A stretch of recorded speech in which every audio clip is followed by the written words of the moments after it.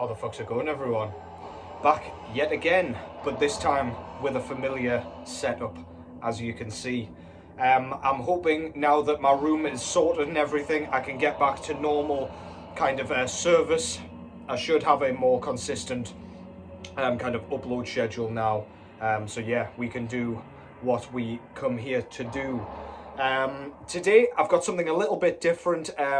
The kind of vinyl updates are easy to do, which is why I've been doing them. They're just like quick and easy and just rattle one off in like 15 minutes. But yeah, now that I've got a bit of time and now that everything is back to how it was, I can now start doing a few more kind of interesting videos. So the first one I want to do, today's vid, is going to be a response vid to Questy from over at Quest for Metal, who not too long ago, days all roll into one, can't remember when he uploaded. This was the kind of best 3 album runs of all time. So that's 3 albums in a row, anywhere in a discography, doesn't have to be like the first 3 or anything. And basically like which are the most consistent. So I've taken this as an opportunity to talk about a couple of bands that aren't quite as well known, and then a few classics, as you can imagine, some of the most consistent and hardest hitters in kind of extreme metal history. So yeah, can't wait to get my teeth stuck into this. I've tried not to pick any albums that Questy also picked.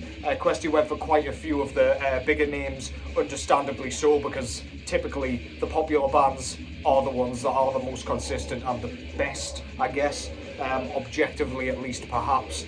But I've gone pretty much exclusively for extreme metal here. Granted, some of them are classics, but yeah, enough of my ramblings. Let's just get straight into it with what we've got going on in the background.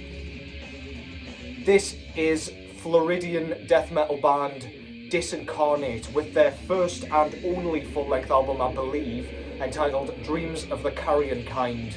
Yeah, so if you're not familiar with this band, I'm not that surprised because they kind of fly under the radar a bit. But yeah, they play a kind of, it's not typical Floridian death metal if you ask me. There's lots of influence from the New York scene. Bands like Immolation kind of feel like they creep into this music. It's a little bit more brutal and not quite as thrashy as the kind of early Floridian death metal. But let that take nothing away from how good the songwriting is here. Some of the lead work is spectacular. However, they are more kind of focused on that dense, brutal kind of rhythm guitar sound. Really good shit. Deep growls, as you'll be able to hear in the background. Quite a lot of transitions, very nice drum work, lots of spectacular fills in here. Nice tempo shifts, as you've just heard there. Yeah, go and give that a listen if you haven't already. That's Disincarnate from USA with Dreams of the Carrion Kind. Okay, so a couple of honourable mentions. First of all, I haven't actually pulled the records off the shelf for this, but I figured I would kind of mention a couple of bands that do have spectacular kind of 3 album runs. The first one I want to mention is Bathory with Bathory, the self-titled, The Return of Darkness, and Under the Sign of the Black Mark. 3 of the most iconic kind of proto black metal albums of all time. Has to have a mention. We've got Cannibal Corpse with Eaten Back to Life, Butchered at Birth, and Tomb of the Mutilated. Sensational triple albums, or triple run of albums, sorry. We've also got Aura with their their Triad Melmoth trilogy that they've just finished this year. Some of the best atmospheric black metal I've heard in a long time. And then we've got Panzerfaust, who are in the process of making a tetralogy, The Sons of Perdition. It felt weird putting that one in here because there is indeed going to be 4 of them eventually. But yeah, first 3 have been sensational. I've definitely forgotten a fuck ton of albums there. Iron Maiden, Killers, and Number of the Beast. 3 spectacular albums as well. But Questy put Iron Maiden into his, so I needn't do the same. So yeah, the first band that I want to talk about is a band and a 3-album run that I saw commented quite a bit on Questy's video actually. Probably no surprise, and it's probably going to be in the thumbnail as well. Yeah. The mighty Bolt Thrower out of Birmingham, UK. Warmaster. The 4th Crusade.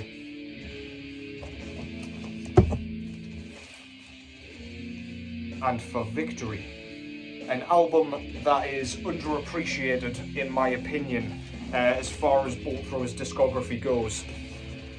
Now Bolt Thrower, despite their entire catalogue being spectacular, I don't feel like any of their albums or any other 3 albums in Bolt Thrower's discography kind of encapsulates their sound better than these albums.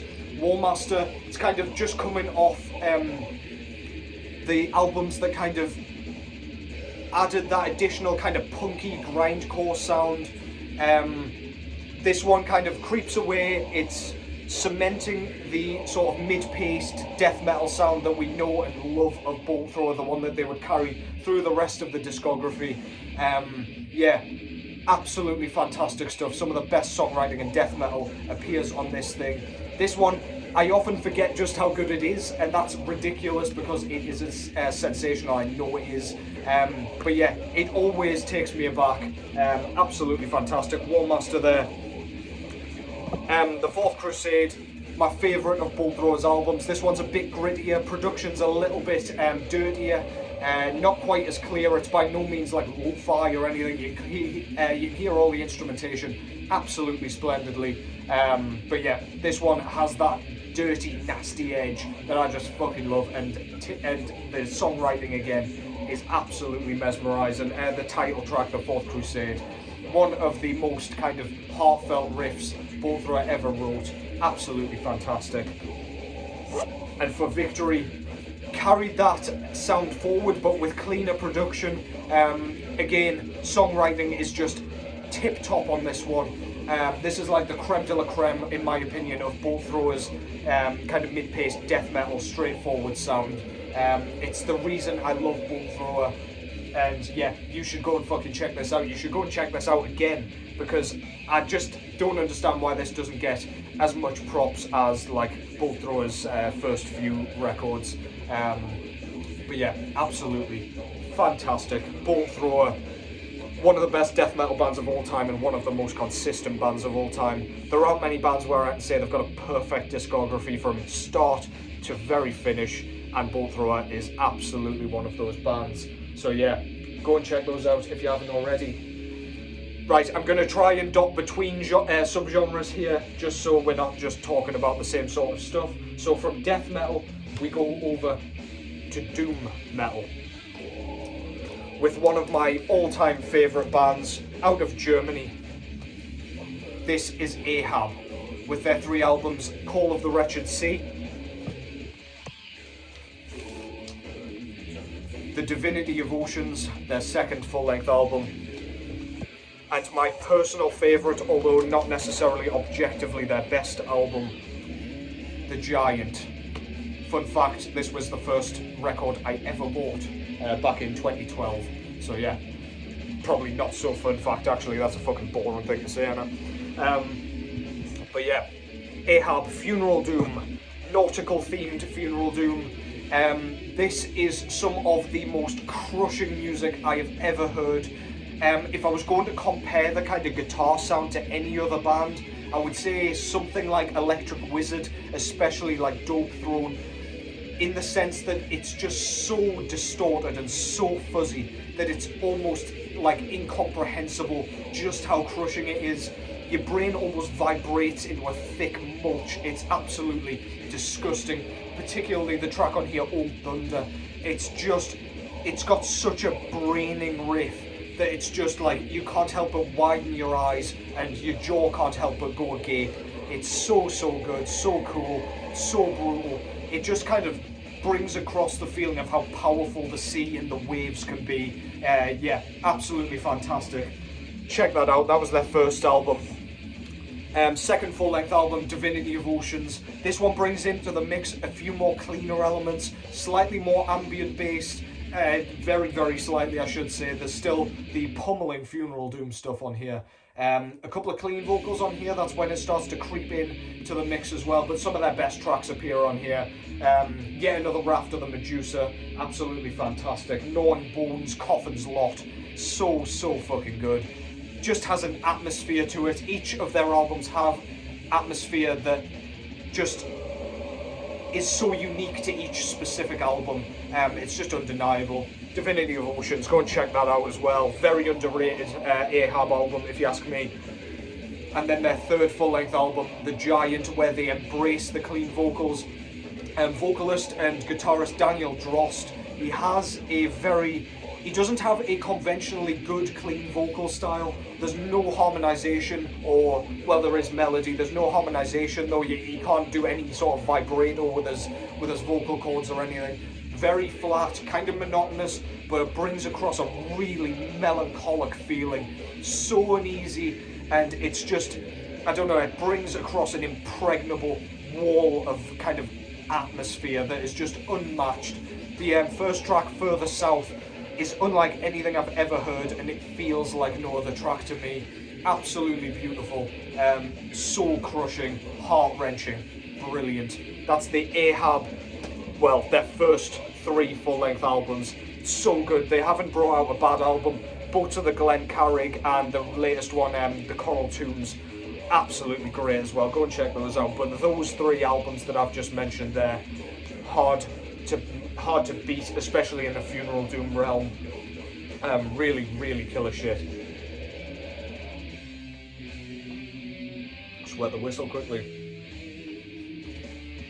I always think that saying sounds like something else, but yeah, we'll not go there. Fucking hell. Stop thinking out loud, boy. Okay, back to death metal here. I've got a band here that pretty much epitomizes death metal for me. They are absolutely my favourite death metal band and the most consistent death metal band in my opinion, aside from perhaps Cannibal Corpse. But yeah, the band that I'm talking about is also from New York, much like Cannibal Corpse, but this is Immolation with their first 3 albums. Dawn of Possession, fucking love that album. Their second full length, Here and After, and their third full length album, not spoken about enough in my eyes, Failures for Gods.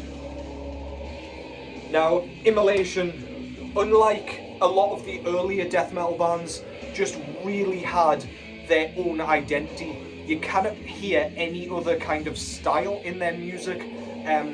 This one, Dawn of Possession, the first one, this one is the most kind of bare bones and the most kind of conventional of their albums, with it being their first album, so you hear those influences coming in. However, they still have that really erratic, kind of offbeat sounding, like erratic riff, like jumpy riffing. What the fuck am I trying to say? Like, yeah, stop-start riffing. It's so unpredictable. It's so hard to gauge until you kind of learn the tracks. It's one of those where you're nodding your head to a riff and then it suddenly changes after like 2 bars and you're like, where the fuck did that go? And then it'll come back later on after like some blast beat sections and you'll be pretty happy again for another 2 bars until it fucking changes again.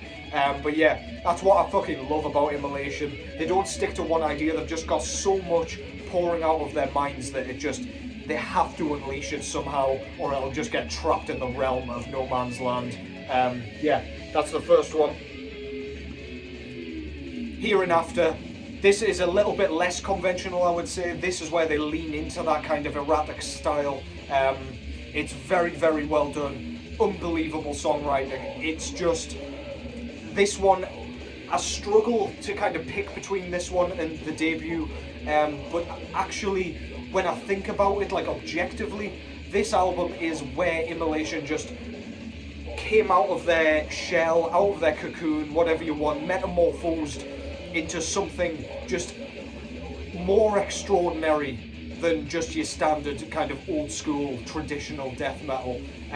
Really erratic, really unusual, really unique. really novel, fantastic stuff. Love that album.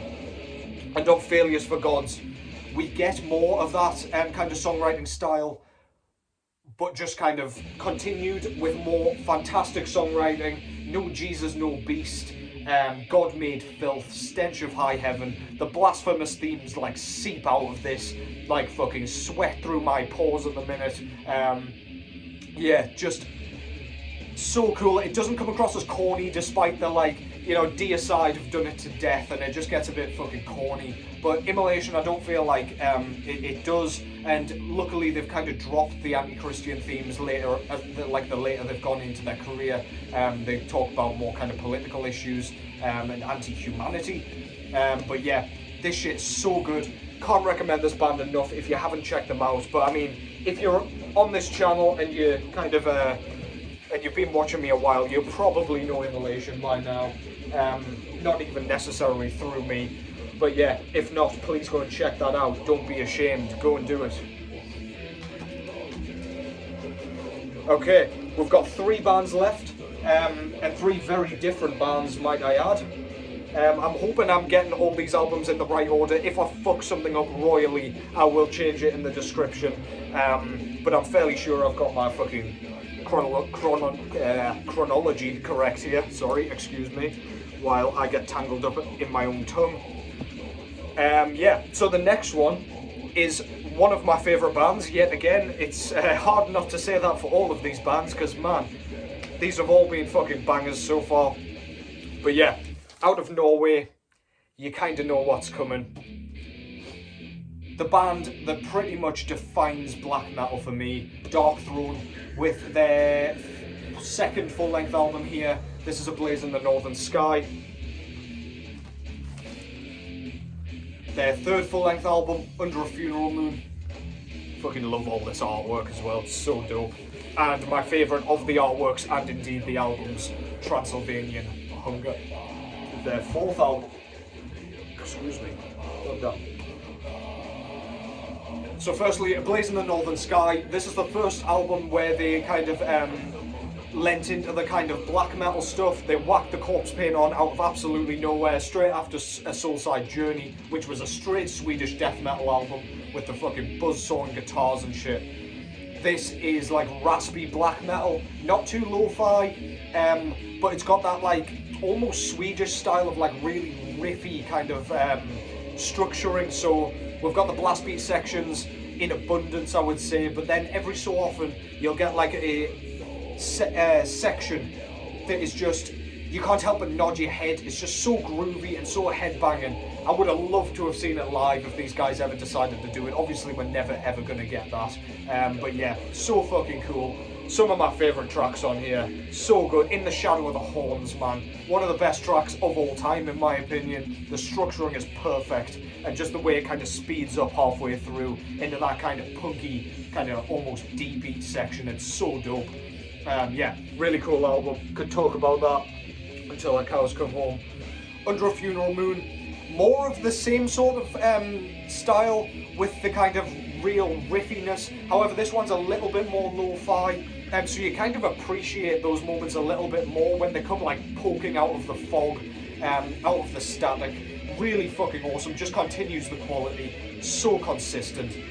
Really underrated album. I feel like this one gets overshadowed by the other 2 that I'm mentioning here. But yeah, Under a Funeral Moon absolutely deserves a spot in this trio. And then finally, my favourite, and arguably my favourite black metal album of all time. If somebody asks me what is black metal, I hand them a copy of this. This shit's horrifying, really lo-fi, really raw.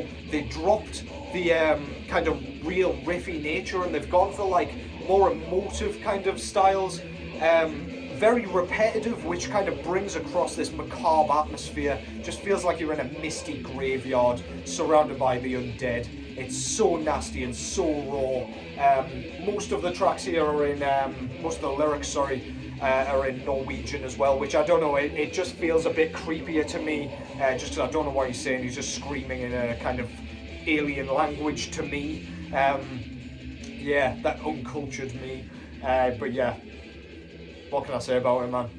So good, the best of the three in my opinion, but all three are absolute barn burners, or church burners if you would prefer. Absolutely brilliant shit. Yeah, so last two bands.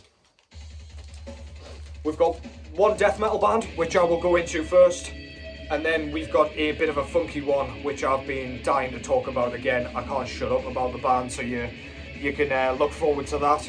But this band, again out of New York, I believe, we've got Suffocation, with Effigy of the Forgotten, their debut full-length album. Pierced from Within. I think this is their second. I almost feel like it's their third album though. I feel like I fucked that up, but it doesn't matter. I'll sort it out in the description if I fucked that up. And then Breeding the Spawn. So I know these are second and third somehow. But yeah, brilliant shit. Absolutely fantastic. I know they're consecutive, so don't you fuckers try and trip me up on that. But yeah, first of all, Effigy of the Forgotten.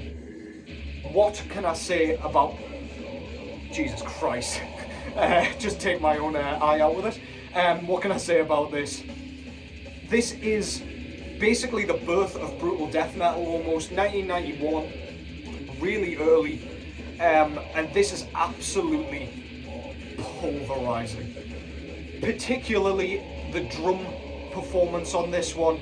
I honestly, my mind is blown every time I listen to this fucking thing. The fills are played at such speed that I can't even comprehend how he's doing it. Obviously there's a lot of bounce stuff going on with the sticks and stuff. I just don't know how he's doing it. It's absolutely spectacular. Blast beats are so smooth, there isn't a beat missed on this thing. Riffs for days, so brutal, really raspy, nasty vocals as well. Absolutely killer. One of the most iconic death metal albums of all time, and basically the brutal death metal album. So go and check that out, Effigy of the Forgotten. I tell you what, I'm going to do it in this order, just so I can talk about the production on this thing. This thing was very weird, really unusual production job. It doesn't sound as crisp and crunchy. It's just a little bit weird. I don't know what they tried to do with it. There's something wrong with it. You just put it on and it's like something's missing here. It's hard to put a finger on. But as for the music, it's very easy to overlook the music because of the production. It just sounds bizarre to the ears, but then when you really get through it, this is some of the best death metal of all time as well. The writing is absolutely fantastic. It's a little bit like Metallica's fucking And Justice for All in that sense. And Justice for All would be a great album if there was bass and the production was good, but they fucked it so it's not, and it's overlooked completely. It's exactly what's happened to this. But yeah, really don't overlook this. It gets a lot of shit for the production, and I can see why, but don't overlook it. It gets neglected unnecessarily. Pierced from Within, kind of back to what it was meant to be. Really crushing, punishing production. This is the kind of album that makes you miss that kind of production and makes you wish bands nowadays could recreate this kind of sound. But obviously recordings and production and equipment and technology's gotten better, so naturally things sound different. It's just the way it is. But yeah, this just epitomizes kind of the death metal sound. Again, drum performance is mesmerizingly fast, mesmerizingly complex and technical. The riffing is spectacular, dense, chuggy, really riffy, just undeniably high quality. That's Pierced from Within by Suffocation as well. What else is there to say about Suffocation, really, that hasn't already been said? Fucking great band. And last but certainly not least, we go over to Australia now with Black Magick SS. Kaleidoscope Dreams being their debut. Sorry while I faff around. Spectral Ecstasy, which is of course the album I've shown most on here. And then we've got their third album, Rainbow Nights. Now, Black Magick SS, for those of you that don't know, and for those of you that have missed my review of their new one and things like that, are a kind of occult, kind of psychedelic rock band, as if you couldn't tell by the front cover there. Lots going on. Very psychedelic, very synthy, but then they've got like black metal production and black metal kind of harsh vocals, which is very unusual. They kind of created their own style here. It's incredibly unusual. Lots of bands have kind of replicated it, or at least tried. Lots have failed, lots have done a pretty good job as well. Bands like Assassination and Berost and bands like that have like done a pretty good job, but there's nothing like the real thing. Harsh vocals on this thing, particularly Kaleidoscope Dreams is where it started. The production is as grainy as it gets. It's really murky, really static filled. But then we've got like choir-like almost tribal clean vocals. Again, much like Daniel Droste or Drost out of Ahab, the vocals are by no means good. It almost sounds like he's struggling to get to hit the high notes and stuff like that, but it just adds to the charm. It sounds really creepy, but like really prideful as well, and like upbeat. So fucking catchy. Tracks like Target, The Power, Crusader, title track, Kaleidoscope Dreams, all of it is just a bop from beginning to end. Some of the catchiest shit you'll ever hear, man. If any of that sounds good, go and check that out. That'll introduce you and set you up perfectly for my favourite of theirs so far, Spectral Ecstasy. The production was cleaned up a little bit on this one, but it's still got that kind of lo-fi raw edge, just to keep the kind of black metal feeling going. The choruses on this are to die for. The synths are used perfectly, especially on the track Spectral Ecstasy, the title track.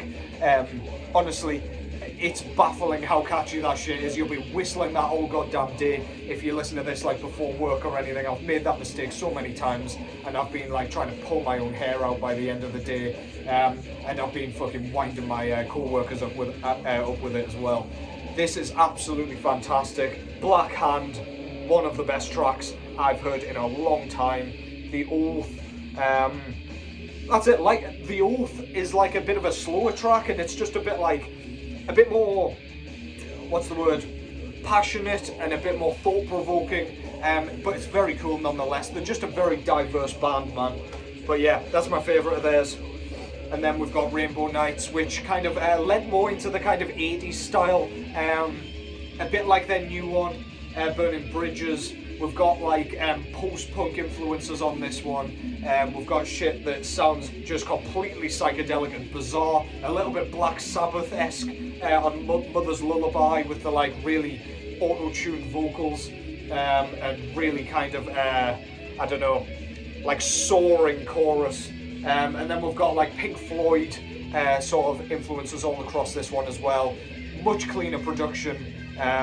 Which I don't really prefer, but man, this album's fucking great. Endless Hallucinations, Rainbow Nights, the post-punk classic, Get Out, Kali with that fucking solo, holy shit, man. Rainbow Nights, absolutely fantastic. Yeah, don't be put off by the Daft band name and stuff like that. Hopefully you can overlook that, because you are depriving yourself of some phenomenal music if you do ignore it. Yeah, and that concludes that. Thank you so much to Questy over at Quest for Metal. I will tag his channel here so you can go and check him out for the brilliant video idea. Hopefully you've enjoyed my take on that. A few different bands to Questy's picks, and I'd love to hear some of your picks as well in the comments if you fancy it. But yeah, go and check any of this shit out. Go and listen to it again, because I'm sure you know a lot of it already. Yeah, don't fuck up. Go buy it. Go support the artists. As I say, hit me with yours. And yeah, I'll catch you as soon as possible. It will be soon this time. Thank you so much for the support. Hello to everybody who has recently subscribed, and thank you so much to everyone who has been sticking around. Thank you again for the 1,000 subscribers. Fucking ridiculous. Absolutely insane. Just, yeah, no words for that shit, man. Unbelievable support. But in the meantime, take care as always, and I will catch you in the next one.